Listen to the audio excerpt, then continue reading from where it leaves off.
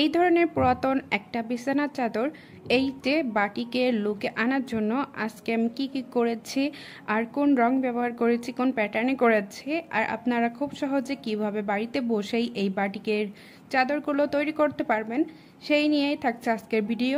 Hello everyone, আসসালামু আলাইকুম। কেমন আছেন সবাই? আশা করি সবাই ভালো আছেন। চলে এলাম আপনাদের পছন্দের ভিডিও নিয়ে। ব্লক বাটিকের কাজগুলো করতে আমার বেশ ভালোই লাগে, আর সেগুলোই কিন্তু আপনাদের সাথে আমি শেয়ার করি। তো আজকে আমি বাটিকের কাজ করছি, আর এর আগেও কিন্তু কয়েকটা বাটিকের ভিডিও আপনাদের সাথে শেয়ার করেছি। আপনারা যদি চান সেগুলোও দেখে আসতে পারেন। তো প্রথমেই দেখিয়ে দিয়েছি বাটিক করার জন্য কি কি লাগে। 2 তলা রং নিয়ে নিয়েছে, আর 2 তলা রঙের জন্য 4 তলা করে কস্টিক এবং হাইড্রোজ নিয়ে নিয়েছি। এইগুলো হচ্ছে কেমিক্যাল।